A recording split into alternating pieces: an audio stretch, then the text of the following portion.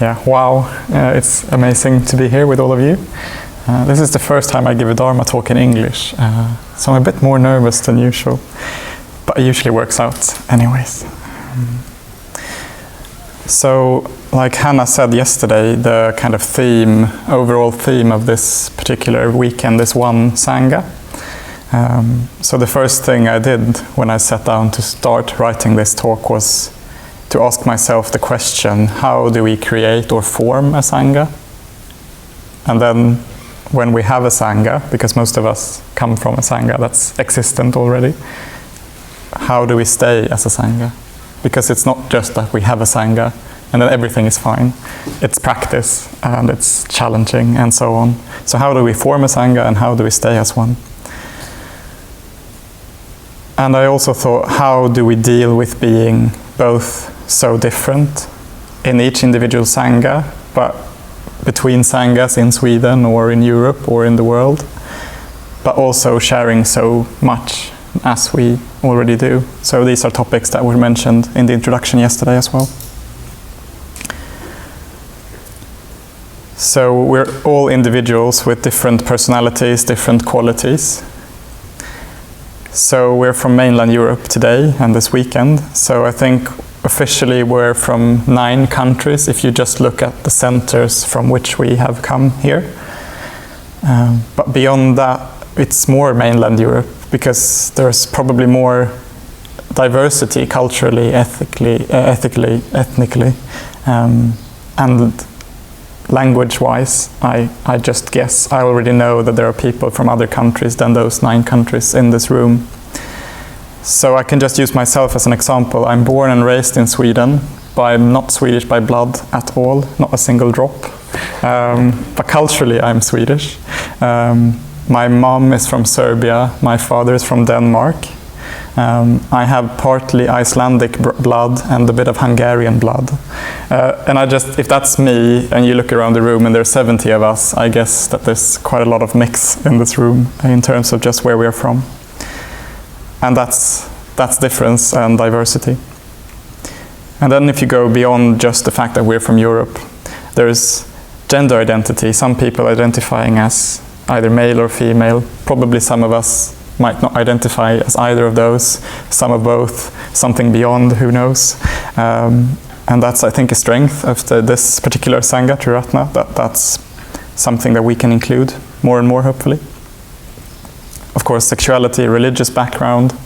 I don't know, maybe some of you have Jewish upbringing or something. You know, it's like we are not either secular or Buddhist. I think there's more of a mix in there. And then socioeconomic background, you know, it's like tons of differences that you could look at. And we're not going to look at all of them today. But then what do we share was my next question. So there are all these differences. What do we share? And I was thinking like the European identity.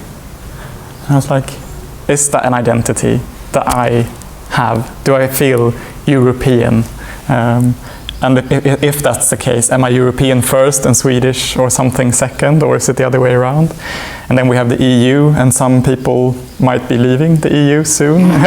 What does that mean in terms of a European identity? And I realized, well, I hope this is part of creating that mainland European identity that the order members from the area council yesterday mentioned. I hope we can build a stronger sense of identity as mainland Europe. But I also realized that I think what we have in common is the Dharma. I think if that can be an identity, I think that's more helpful as an identity than being European. That we have the Dharma, we have a shared vision and shared ideals. And then I thought, okay, so back to the questions, how to become a Sangha and what do we do to stay as a Sangha?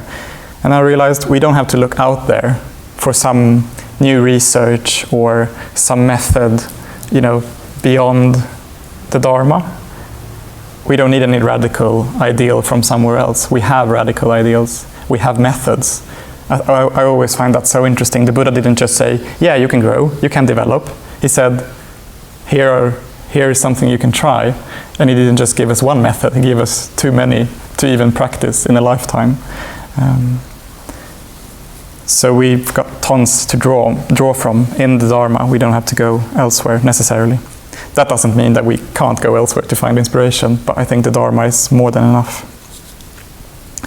So the talk has 3 parts. So first, personal experience of mine of Sangha, and then a few Dharmic frameworks for being and building Sangha.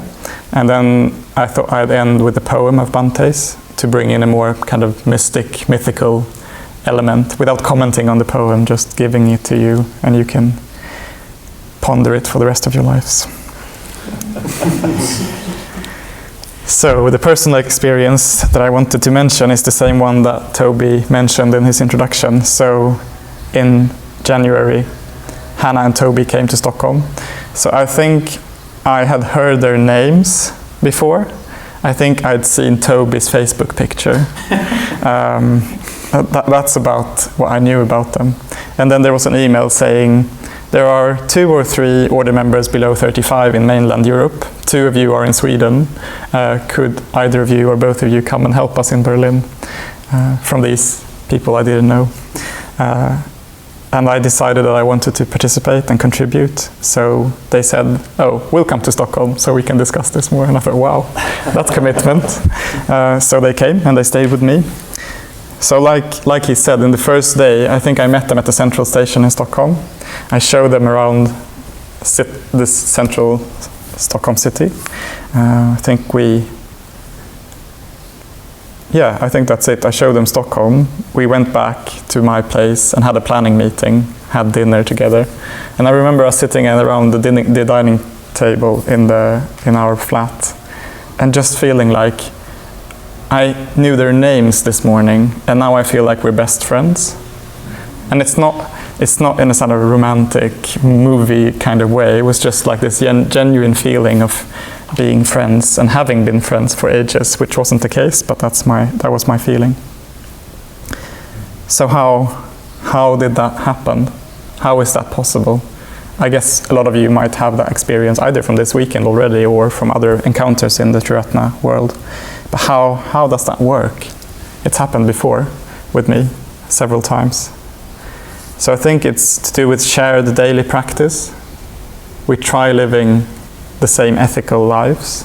We do the same meditation practices regularly and so on. So I guess that's part of it. I also think that has to do something with the strength of Triratnas. So we have a shared idea about community and about friendship. So there's like you kind of know that you have roughly the same idea of what it means to be a friend, because that's not always the case. You usually need to really get to know a person to realize if we're on the same level in a friendship. But in Triratna, I feel that generally, not always, you can just connect and trust that the other person has a shared idea about what friendship is or can be. And on top of that, I guess it's all these ideals that we share. Development, a vision that's bigger than everyday life, all these big ideals and visions that we share. So based on that, we only needed a day, and that was it. Yes. Okay, so on to the Dharmic framework that we can use to build Sangha and to stay as a Sangha. So the Buddha, and therefore Buddhism, loves lists. I guess you have all noticed that by now. And if not, after this talk, you will have noticed. I also love lists. I think that's partly why I studied Sanskrit and Pali, because I just love them. So I'll give you 3 lists of 4 things that we can use in this talk. So the first list are the 4 Sangraha Vastus. So the translation that Bhante uses, one of them is means of unification, and he talks about them as being like what are the means or the skills or the qualities that a bodhisattva uses to form a Sangha around them, to build a Pure Land, to build a world filled with Dharma. So the first one is Dana. And I guess you've all heard about Dana, generosity or giving. And Bhante, I really like this, Bhante says that this is the most basic of Buddhist virtues. So that's quite a heavy statement, I think. The most basic of Buddhist virtues. So we give, we share between each other. And you could think, oh, that means putting dana in the dana bowl, meaning a note or a coin or something. But Bhante stresses that it has to do with establishing positive connection. I had forgotten that I served you Chinese tea straight away, but I guess that was part of the connection, that I shared something. I shared tea, but I also shared some of my experience of different ways of preparing tea or something. And apparently it worked. But it also creates spiritual friendship. You know, giving and sharing, not just material stuff and money, but sharing yourself. Without that, I don't think there could be friendship. If you're not open about, how you think, what you feel, how will there be friendship? And of course, it helps to form spiritual community, because we need to give in order to receive. He also talks about the fact that we don't give because people need something in the Sangha, but giving is an expression of our awareness of them. I really like that. We give not because they need something, but because we want to express that we are aware of them. And we want to express our positivity for them, and then he continues, our special concern for them. I don't think I need to comment,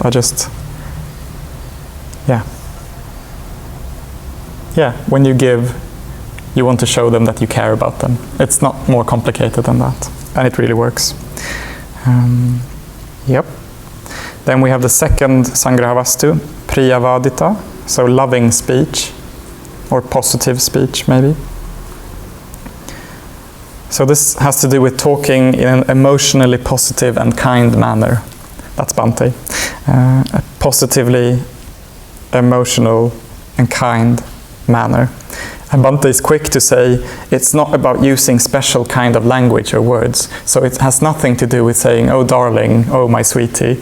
I have order members from the UK working with me at the center, and they call me darling and sweetie, and it works. But it's not that simple. You can't just use the right language. So if it's not the right language, what is it about? And to quote Bhante again, because I really like his writing on this as well, it's about being unafraid of letting people know that you like them. That's what loving speech is about, being unafraid of expressing that you like them. And you don't really have to know a person very well to do that, do you? You can just say, you have very friendly eyes or something. I was in the mingle with somebody yesterday, and I thought, he has very friendly eyes. And I decided I'm going to tell him that today, because I didn't yesterday. But it's that simple. Or well, it can be that simple. The third one of the Sangrahavastus is Artacharya, so beneficial or helpful activity. And then you can think, oh, that means charity work. But in the Buddhist context, it has more to do with encouraging people to grow and develop spiritually. So it's a bit of a different take on being helpful. It also has to do with inspiration. So you inspire others to practice the Dharma. That's the most helpful thing you can do in a Sangha. To give people opportunities and inspiration enough to decide to deepen their practice. And then the fourth Sangrahavastu, Samanartata, so exemplification, so being an example for others. So this has to do with being that our behavior should, as much as we can, be consistent with what we teach. So there is a saying in English, practice what you preach. And we don't talk about preaching in Triratna, but practice what you teach, perhaps. So what we do is not that we have to be perfect to be in a Sangha, or we have to be perfect to be responsible for something in the Sangha, but it's more to do with that we try as much as we can to embody the qualities that we're talking to others about. And we encourage others to develop the same qualities. And the last thing Bhante says about this is something that struck me when I read it the other week. So how do we inspire each other in a Sangha? And he says we inspire others by being inspired ourselves.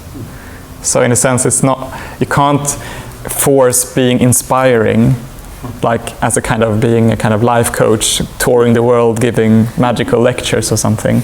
You just practice the Dharma because you are inspired by the Dharma, and that will be the magic, I guess, that you quoted Bhante talking about.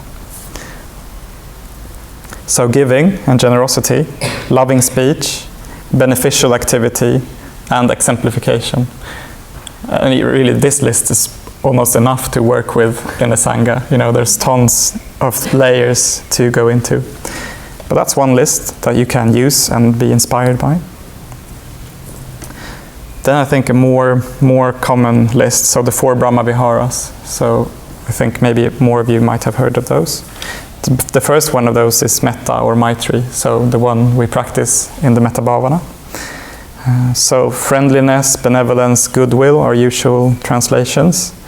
But I would like to add care, warmth, and love. I won't say much about that because I'm assuming most of you have been in touch with the meditation practice at least. There's something about goodwill though.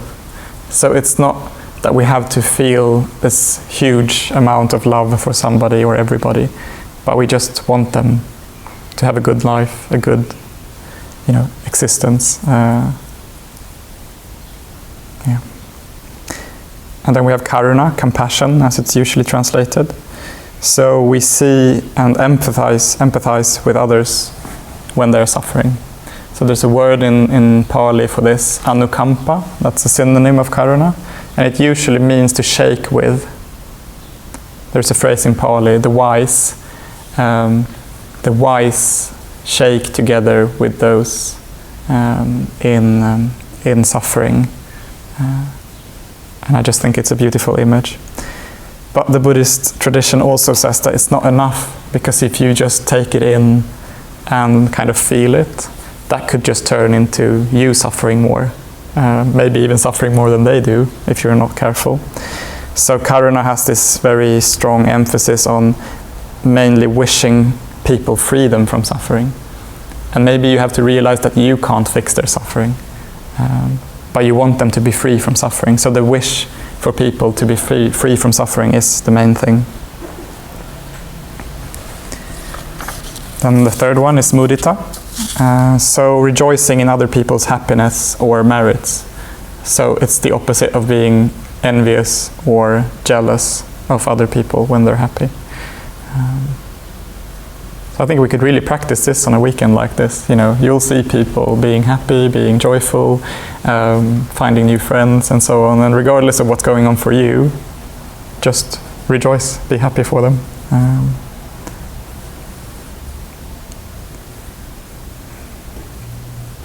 And the fourth one is upeksha. So the English word is equanimity. I don't know in all of the other languages present in the room, but in Swedish it's a bit tricky to translate sometimes, because the standard translation for equanimity into Swedish, jämnmod, is it sounds so negative and passive and kind of distanced from stuff. But the Buddhist virtue of upeksha is just that you hold everything that life brings. Happiness, sadness, sorrows, joys, praise, blame, whatever comes your way, you're balanced enough in your mind because of metta and other qualities that you have, that you can just hold it and you can meet it in a skillful, helpful way. So it's a very positive state of mind. So 4 Sangha 4 Brahma Viharas, and then the last 4 are actually very closely connected to ordination in our tradition. And I know that most people here are not ordained, and a lot of you might not even want ever to be ordained. And I thought that this list could be helpful anyways. So when we are ordained into the Triratna Buddhist order, there are 3 acceptance lines or verses. I think that's the official way of describing them.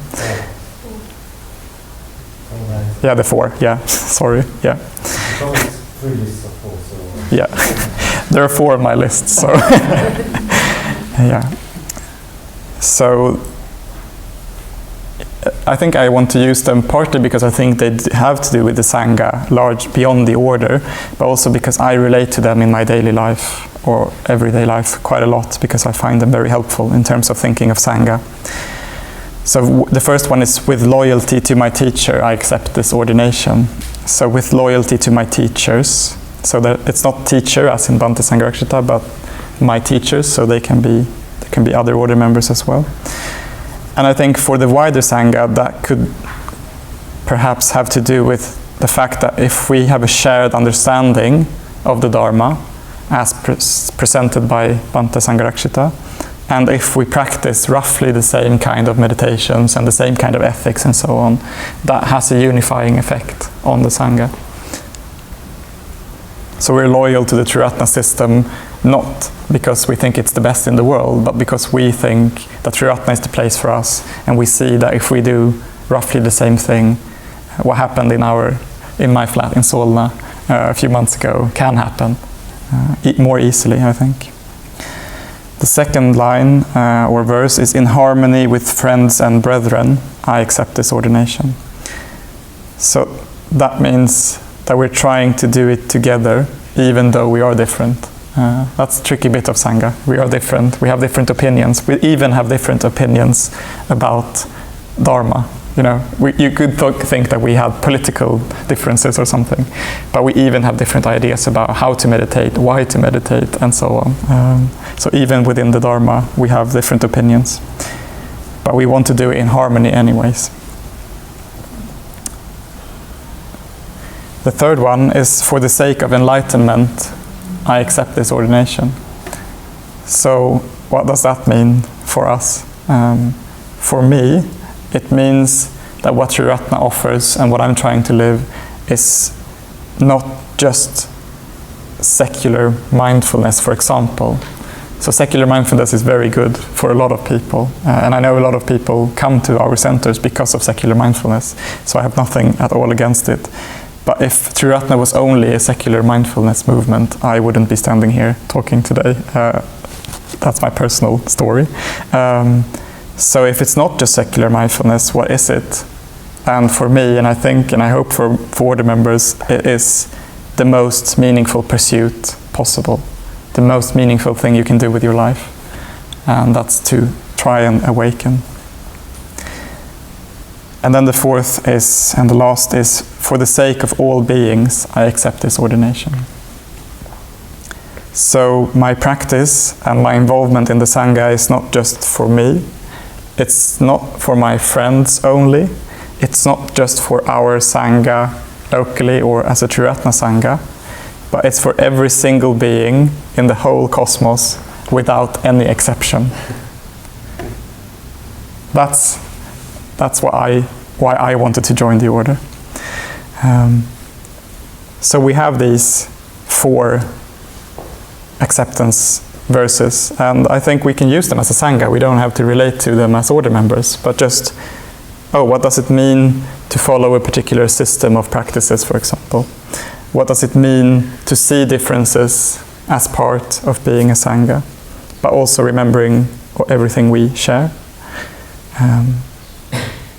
And then we have the 2 final ones, that the goal is so much bigger than anything else in everyday life, and it's not just for me, it's for everyone.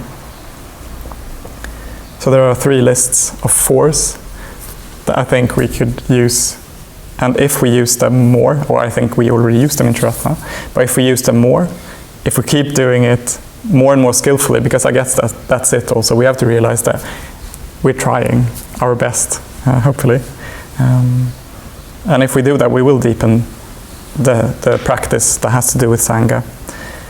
And I also think that if we use these as tools, I think that the whole thing about uniqueness and sameness that we have already started talking a bit about, the qualities of Ratnasambhava and Amitabha,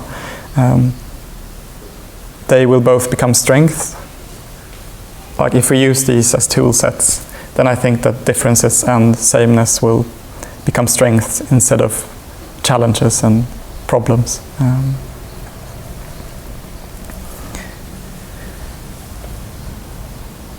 So personal story, some Dharma frameworks, and as I said, I wanted to end with one of Bante's poems as a way of highlighting that actually being a Sangha is quite mystical and mysterious, for me at least. So, I don't know if it's been mentioned, but we had this idea about the 1,000-petal or 70-petal lotus, and it came from this poem that I'm going to read now. So for the team, this poem has been a kind of background poem, and I really like that. That was not just organizational and what to cook, but actually what poem could we use when we plan the whole convention. So I'll read it through, and I'll read the last verse twice.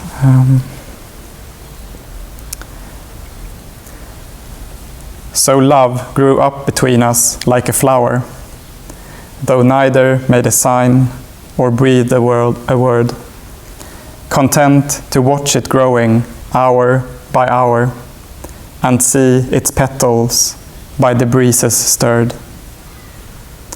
At length it grew to such a breadth and height, it stood there like a mighty forest tree, with 1,000 glorious petals, golden bright. And I could not see you, nor you see me. And so the flower, for both, is all in all. Though each is in the flower in each, and each in each, forever, past recall. A mystery this, beyond the grasp of speech. And so the flower, for both, is all in all.